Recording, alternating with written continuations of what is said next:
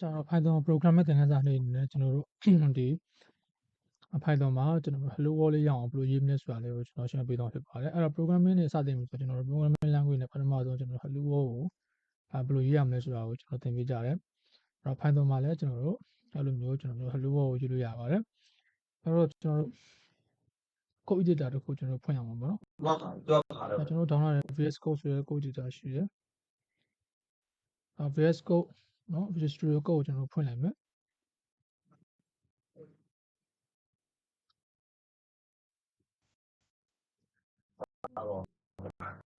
ဒီဖွင့်ပြီးတဲ့အခါမှာကျွန်တော်ဒီထဲမှာကျွန်တော်တို့ cluster ကိုရင်ပိတ်လိုက်မယ်ပိတ်ပြီးကျွန်တော်ဒီမှာ file new text file ဆိုပြီးတော့ကျွန်တော်တို့ခေါ်လိုက်မယ်ပေါ့နော်အဲ့ဒါကျွန်တော်တို့ untitled 1ဆိုပြီးတော့ပေါ်လာပြီဒါကိုကျွန်တော်တို့ control S နဲ့ဆေးလိုက်မယ်တိုက်တယ်မှာဆေးလို့ရတယ်အဲ့တော့ကျွန်တော်ကတော့ဒီ document မှာဆေးလိုက်မယ်ပေါ့နော် document မှာကျွန်တော်ဒီခေါင်းကိုကျွန်တော် save text နေရာမှာကျွန်တော်ဟိုဆို off file ကိုယူလိုက်မယ် off file ယူလိုက်မယ်ပြီးတော့ file နေရာမှာကျွန်တော်ယူလိုက်မှာ app.py ကိုကျွန်တော်ယူလိုက်မယ် app.py ပြီးကျွန်တော် save နေလိုက်မယ် yes okay ဒါဆိုဒါလေးကကျွန်တော်တို့ Python file လေးဖြစ်သွားပြီပေါ့နော်ဒီထဲမှာကျွန်တော် Python ကိုစာရေးတော့မယ်အဲ့တော့ကျွန်တော်တို့စာတွေကို print ထုတ်ဖို့ဆိုရင်ကျွန်တော်တို့ Python မှာကျွန်တော်တို့ print ဆိုတဲ့ကျွန်တော်တို့ function လေးကိုသုံးတယ် print မှာကျွန်တော်ကနေပြီးတော့ကိုထုတ်ချင်တဲ့ output လုပ်ချင်တဲ့စာတွေယူရရတယ်ပေါ့နော်အဲ့ဒီမှာ Python မှာကျွန်တော်တို့ single quote နဲ့ရေးလိုက်ရတယ်ကျွန်တော်တို့ double quote နဲ့ရေးလိုက်ရတယ်ပေါ့နော် single quote နဲ့ရေးရ double quote နဲ့ရေးလိုက်ရတယ်ပြဿနာမရှိဘူး single quote double quote တွေကို Python ကကျွန်တော်တို့ queue မဆိုင်ဘူးချက်တယ်ရေးလို့ရတယ်အဲ့တော့ကျွန်တော် single quote နဲ့ရေးလိုက်မယ်ကျွန်တော် hello w d word လို့ရေးလိုက်မယ်ရေးပြီးတော့ကျွန်တော် run ကြည့်မယ်အချက်မှာကျွန်တော်တို့ run လို့ရတယ် run code နဲ့ရ run ကြည့်မယ်ဒီမှာကျွန်တော်တို့ hello world ဆိုတာလေးကျွန်တော်တို့ရတယ်ပေါ့နော် hello world ဆိုတာလေးရပြီအဲ့တော့ကျွန်တော်ကြည့်မယ် hello world welcome run ကြည့်မယ်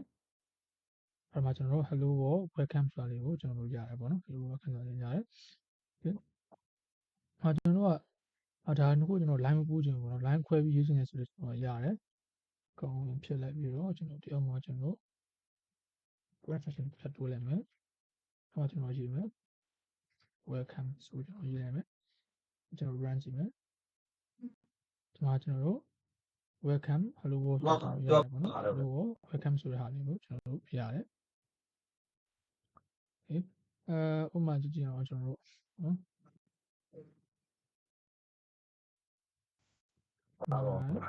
My name is Kinji Pyo. My name is Kinji Pyo.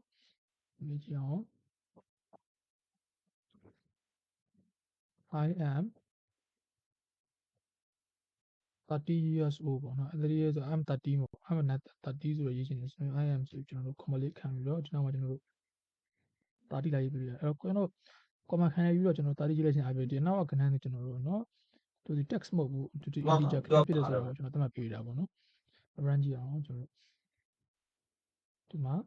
my name is Kinji Pyo I'm 13ဆိုတာလေးကျွန်တော်တို့ရတယ်ပေါ့နော်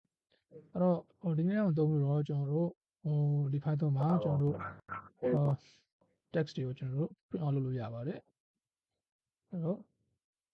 ဒီသင်ခန်းစာလေးလောက်ပါပဲနောက်သင်ခန်းစာမှာကျွန်တော်ဒီ Python variable တွေနဲ့ပတ်သက်ပြီးတော့ကျွန်တော်ဆက်လက်ပြီးရှင်းပြပေးသွားမှာဖြစ်ပါတယ်